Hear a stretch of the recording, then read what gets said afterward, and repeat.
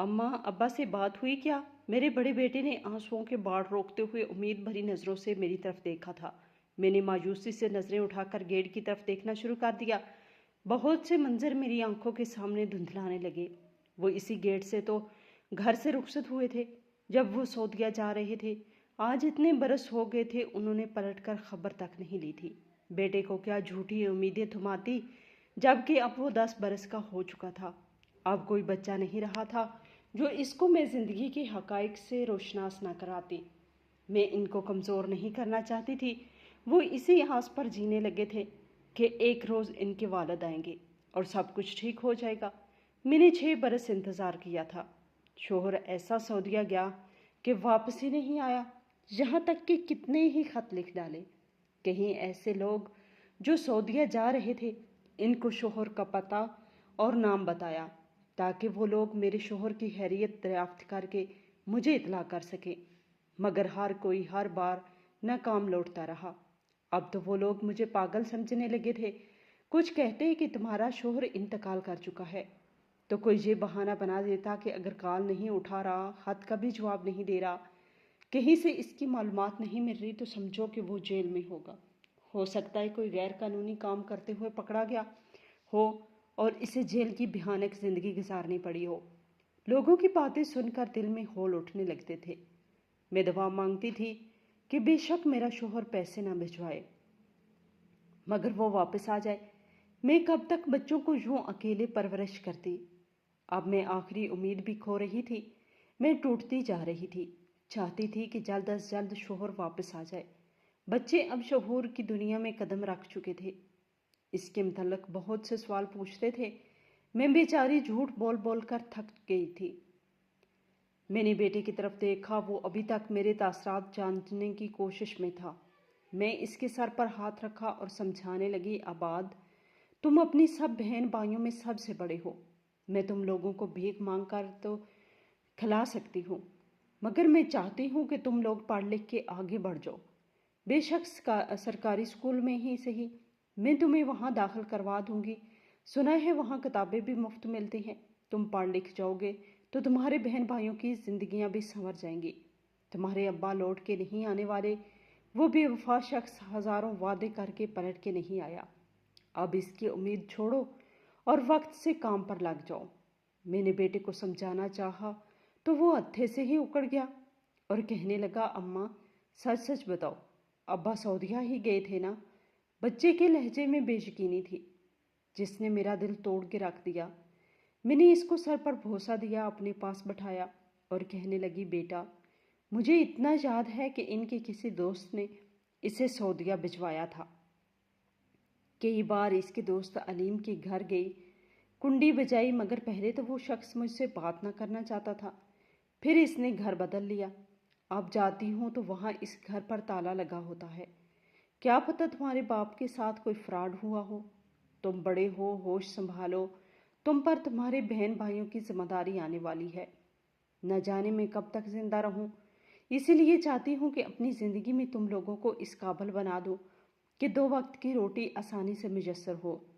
ये घर तो तुम्हारे नाना अब्बू का है, जिसमें आज हम सुकून से जिंदगी गुजार रहे हैं। तुम्हारे नाना ने मुझे अच्छा खासा सोने का जेवर दिया था, मगर वो सब तुम्हारा बाप बेचकर सऊदीया चला गया और अभी तक वापस नहीं आया। जिसने 6 साल में कोई खबर नहीं दी, भला वो बाद में कहाँ से आएगा। उम्मीदें छोड़ो और कुछ सीखो। मेरे बेटे ने मेरा हाथ झटका, बदतमीजी करते हुए कहने लगा, आप मेरे वालिद को मुर्दा नहीं कह सकती और ना ही ये कह सकती हैं कि वो जेल में बंद हैं। मैं खुद अपने वालिद को ढूंढ लूँगा। हमें आपकी ज़रूरत नहीं है। आप बहुत बुरी हैं। वो बच्चा था हर बात से अनजान। मुझसे हाथ छुड़वा के घर से बाहर निकल गया। रोते हुए मैं अपना सर पीट के रह गई थी। मेरी दोनों बेटियां जो अभी 5 बरस की थी, वो जुड़वां थी, घर में बैठी खेल रही थी। बड़े भाई का ये रवैया देखा तो अफसोस करके रह गई। वो छोटी थी मगर एहसास थी। मुझे तकलीफ में देखकर वो भी दुखी हो जाया करती थी। इसीलिए तो कहते हैं कि जैसे बेटा बाप का सहारा होता है, इसी तरह बेटी भी माँ का सहारा बनती है। मुझे रोता हुआ देखकर वो मासूम बच्चियाँ मेरी तरफ चली आई اور آنکھوں سے آنسو صاف کرنے لگی۔ بچیوں کو اس طرح دیکھ کر میری ہنسی نکل گئی۔ ایسے بچوں کو ہوتے ہوئے بھلا مجھے کیوں اداس ہونا تھا؟ مجھے آج بھی یاد ہے جب اماں سلائی سیکھنے کے لیے بولتی تھی تو میں کہتی تھی کہ مجھے کیا ضرورت ہے، آپ میرے کپڑے سی دیتی ہیں یہی کافی ہے۔ اگر تب سلائی کڑھائی سیکھ لیتی تو کم از کم آج 2 وقت کی روٹی کے لیے نہ ترس رہی ہوتی۔ میری والدہ میت نہلانے کا کام کرتی تھی۔ اکثر ان کے پاس پرانے کپڑے اور میت کے گھر والوں سے ملنے والی چیزیں کا سامان جمع رہتا۔ جب وہ زندہ رہی تو کمرہ سامان سے بھرا رہتا۔ ان کے جانے کے بعد ہر چیز سونی ہو گئی۔ ابا اماں کے مرنے کے محض 1 ہفتہ زندہ رہے۔ اس کے بعد وہ بھی اپنے خالق حقیقی سے جا ملے۔ میں اپنے والدین کی اکلوتی بیٹی تھی۔ انہوں نے مجھے اتنے لاڈ پیار سے پالا کہ مجھے کام کرنے کی عادت ہی نہیں تھی۔ انہی دنوں ایک ایسے خاندان سے رشتہ آیا جو جوائنٹ فیملی سسٹم میں رہتے تھے۔ لڑکا اچھا کما رہا تھا۔ ماں باپا نے فوراً ہاں کر دی۔ میری شادی شعیب سے ہو گئی۔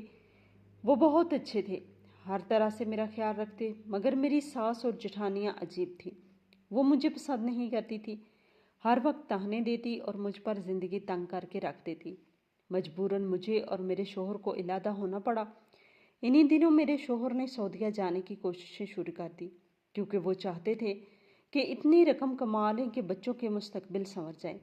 میری اماں ابا نے سنا تو انہوں نے کہا کہ کوئی اور گھر کرائے پر لے کر رہنے سے بہتر ہے کہ ہمارے گھر آ جاؤ۔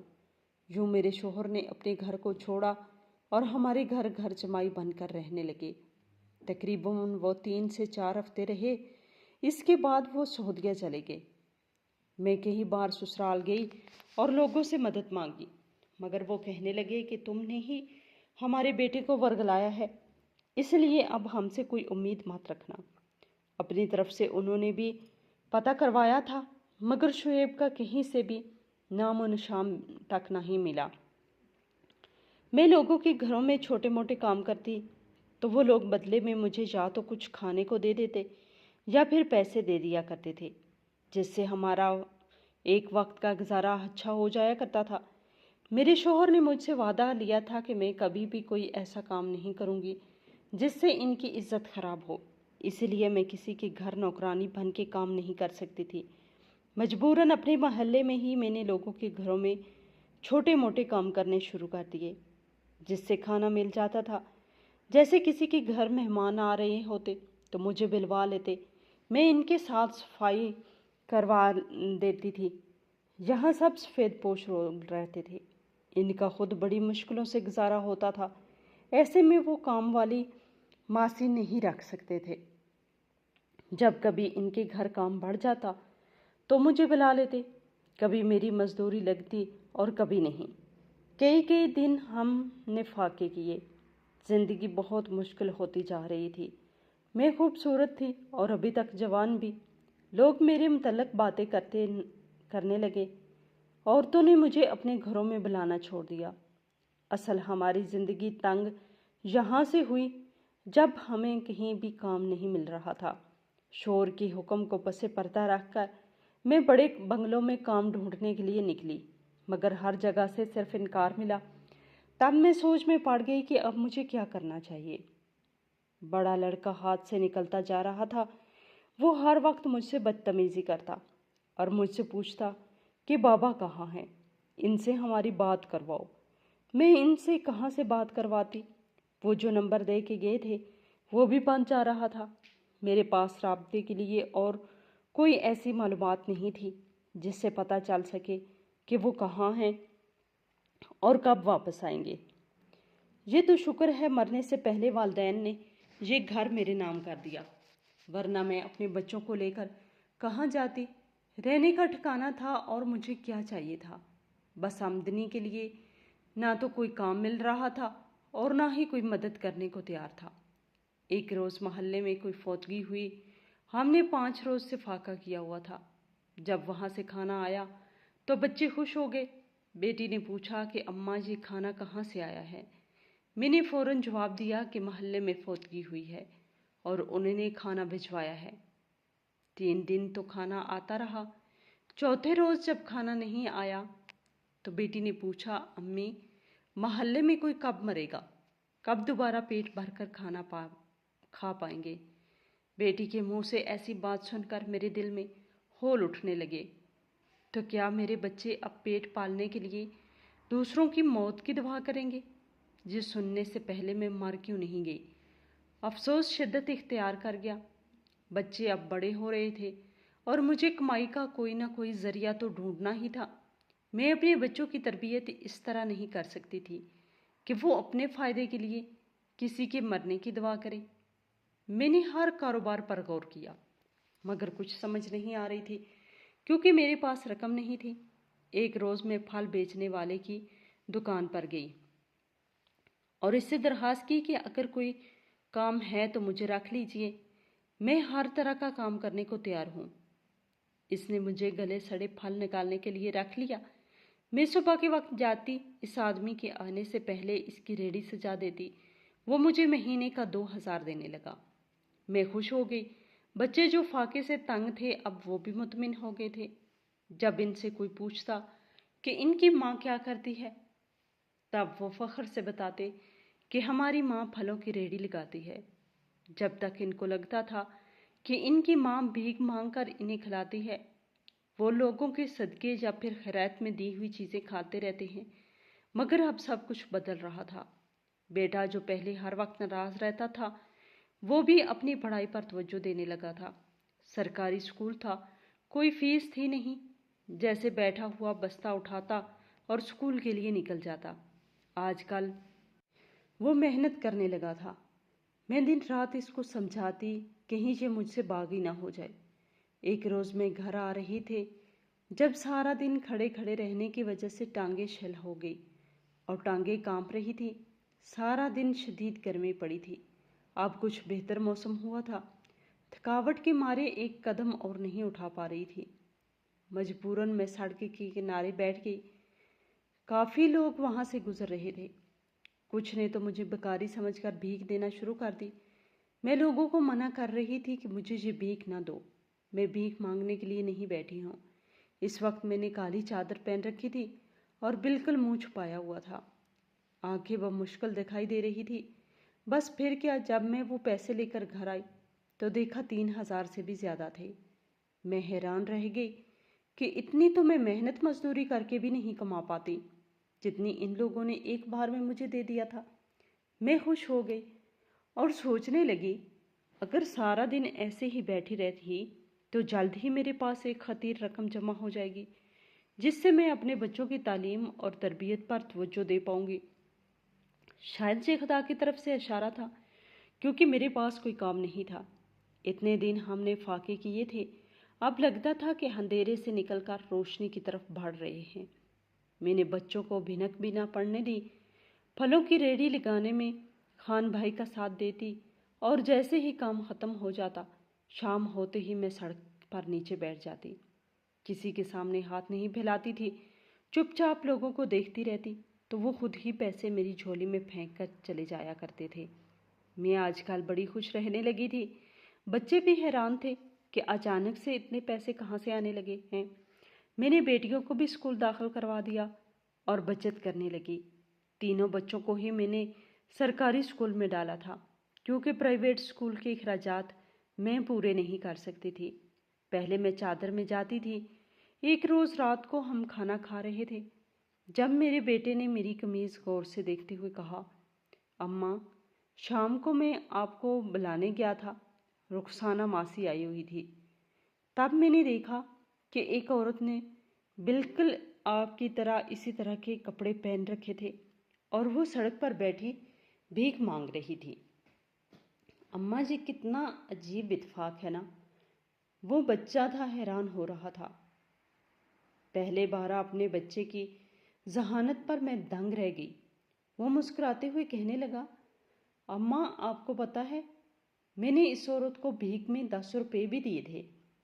بچے کی بات سن کر مجھے ایسا محسوس ہوا جیسے کسی نے میرے سینے سے دل ہی نکال لیا ہو۔ بڑی مشکلوں سے نوالے حلق سے اتارے۔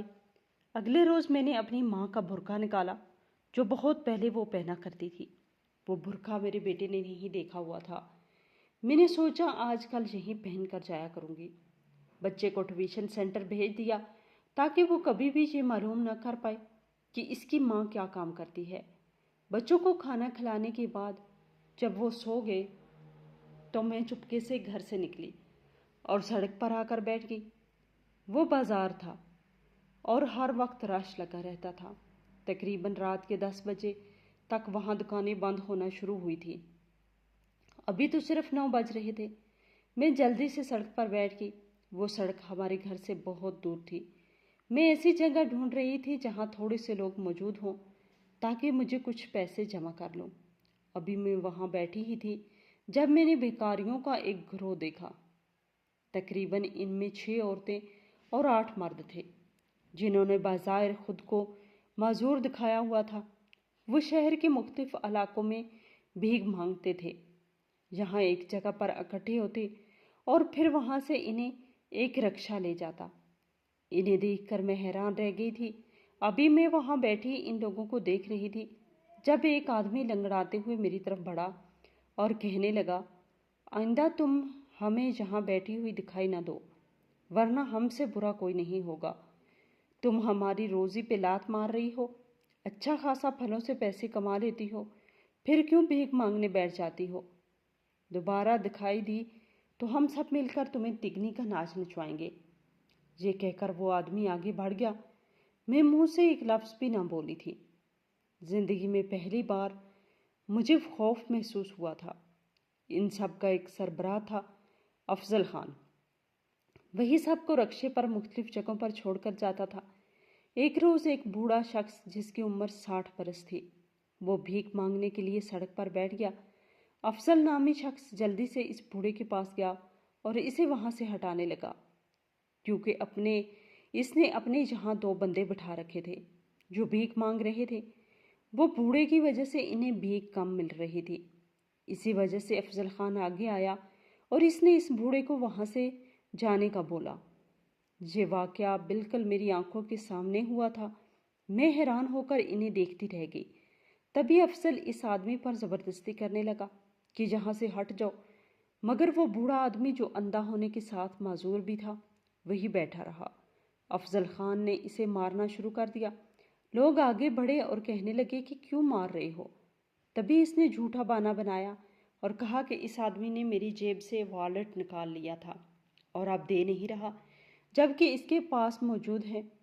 لوگوں نے اس کی تلاشی لی تو بوڑھے کی گود میں وہ والیٹ مل گیا۔ سبھی لوگ حیران تھے۔ وہ بوڑھا اس بات سے انجان تھا، چپ چاپ مار کھاتا رہا۔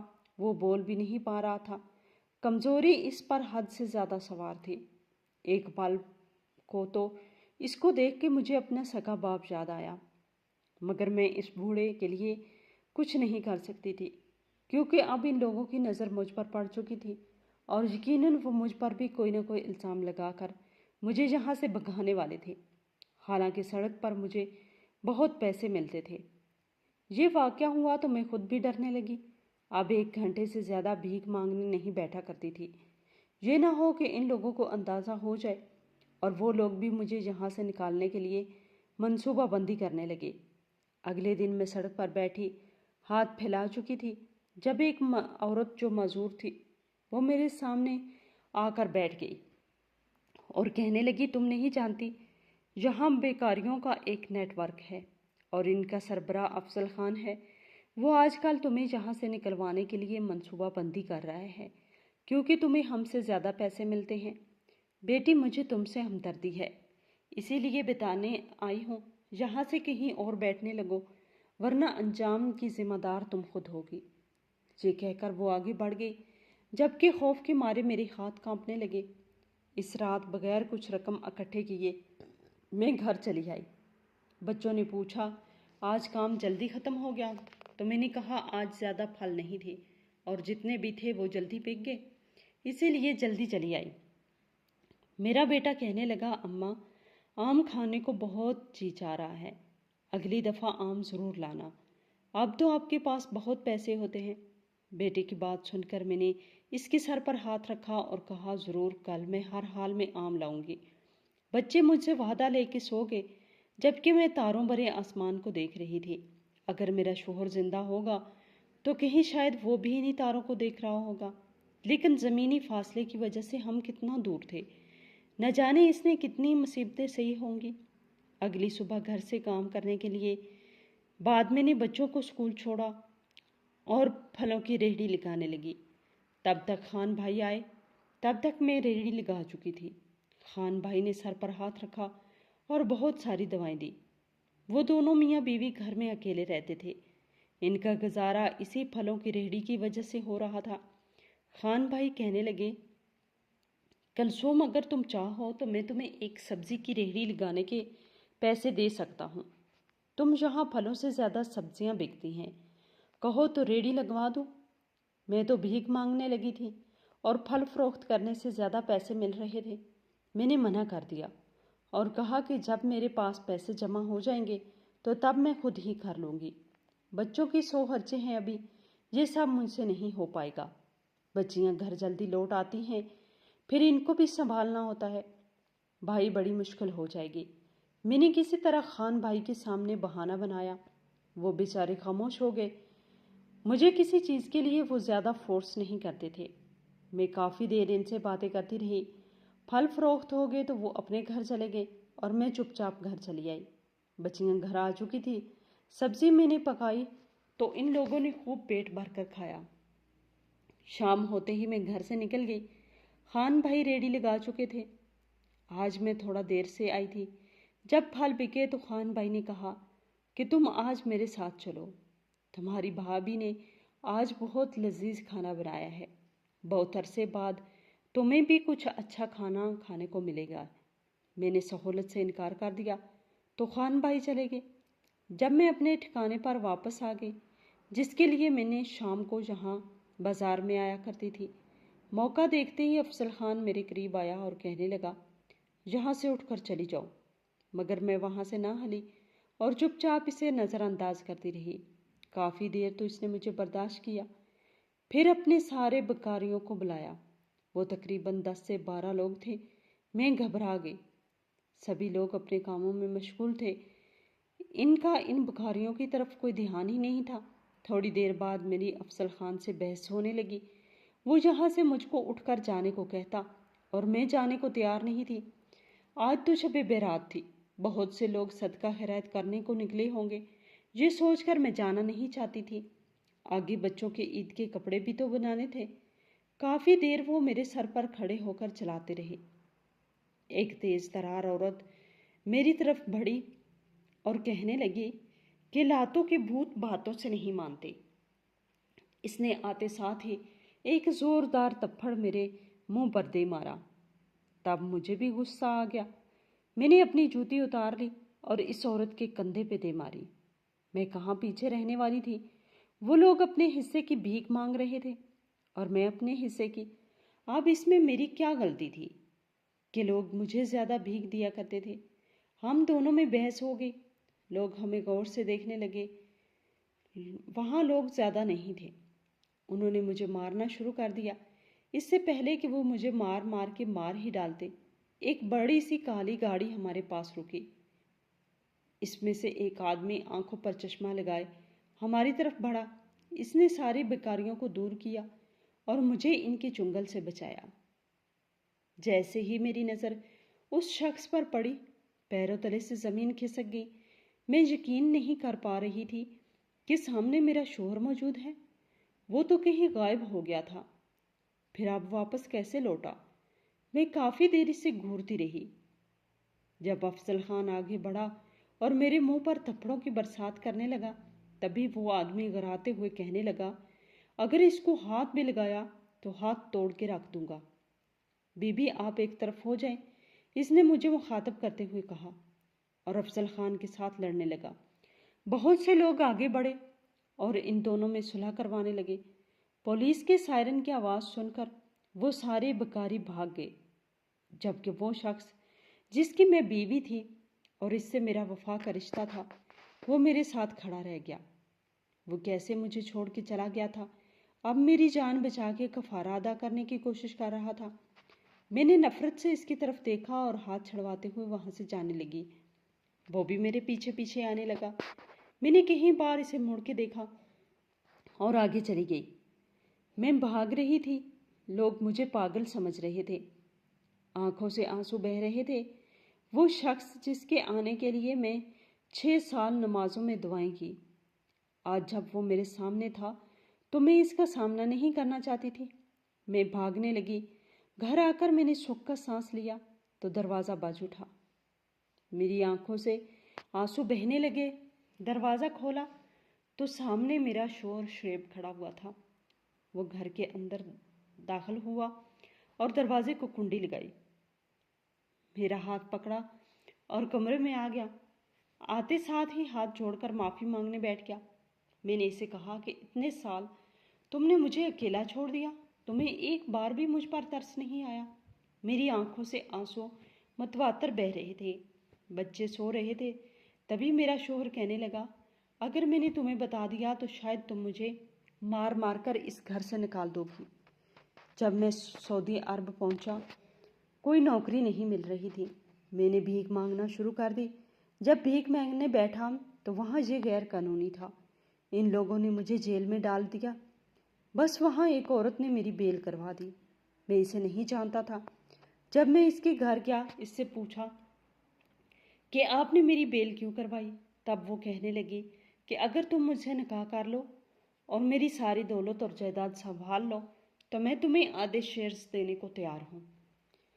اس کی یہ بات سن کر میں سوچ میں پڑ گیا۔ وہ عورت ایسا شوہر ڈھونڈ رہی تھی جو اس کی مرضی کے مطابق چلے، یعنی صرف ایک پیادے کا کام کرے۔ اس کے سسرال والے اس کے خلاف تھے۔ اس کا شوہر ایکسیڈنٹ میں وفات پا چکا تھا، اسی لیے وہ عورت خاصی ڈری سہمی رہتی تھی۔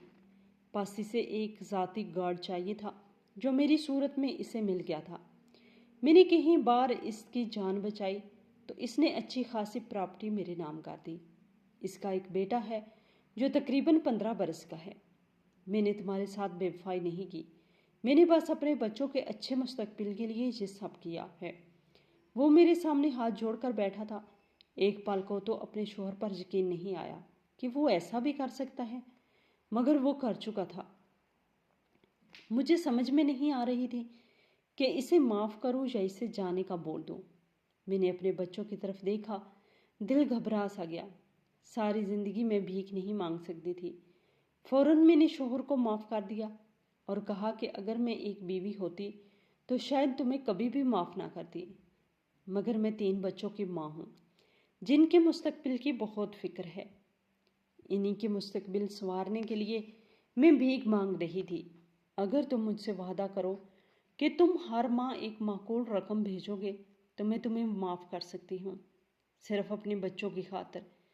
میرے چہرے کے تاثرات سرد تھے۔ تبھی میرا شوہر کہنے لگا، ٹھیک ہے، مجھے منظور ہے، بلکہ ایک خطیر رقم میں تمہارے اکاؤنٹ میں جمع کروا دیتا ہوں اور بچوں کی خیریت کے لیے بھی آتا رہوں گا۔ میرا کہا مانو تو بیٹے کو میرے ساتھ بھیج دو۔ پڑھ لکھ کر جب وہ اس قابل ہو جائے گا تو ہم تمہیں وہیں بلوا لیں گے۔ میں نے شوہر کی طرف دیکھا اور کہا، جیسے تم آئے ہو 6 سال بعد، کیا چاہتے ہو بیٹا بھی مجھ سے چھن جائے؟ وہ میرا اکلوتا سہارا ہے، اسے تمہارے ساتھ نہیں بھیج سکتی۔ شوہر شرمندہ ہو کر بیٹھا رہا۔ بچے صبح اٹھے، باپ سے ملے، خوب خوش ہوئے۔ ہمارے حالات بدل چکے تھے۔ میں نے ایک سلائی سینٹر سے سلائی سیکھنا شروع کر دی اور اپنی مشین بھی خرید لی۔ شوہر رقم بھجواتا تھا، مگر اب مجھے سمجھ آئی کہ اماں کیوں کہتی تھی کہ ہر عورت کے پاس ایک ہنر ہونا چاہیے جو زندگی میں کہیں نہ کہیں اس کے کام ضرور آتا ہے، اور آج مجھے یہ سیکھ مل چکی تھی۔ میری بچیاں اب 10 برس کی ہو چکی ہیں، تھوڑی بہت سمجھ بوجھ ہے ان میں۔ میں نے کم عمری میں ہی انہیں سلائی کڑھائی سکھانا شروع کر دی تھی، کیونکہ میں چاہتی ہوں کہ ان میں کوئی ہنر ہو۔ کئی سالوں سے شوہر ایک خطیر رقم بھجوا رہا ہے، بچے اچھے اسکولوں میں پڑھ رہے ہیں، مجھے امید ہے کہ جلد ہی وہ اپنے پیروں پہ کھڑے ہو جائیں گے۔ شوہر کو معاف کر کے میں نے بہت اچھا فیصلہ کیا۔ اگر معاف نہ کرتی تو ساری زندگی پچھتاتی رہتی۔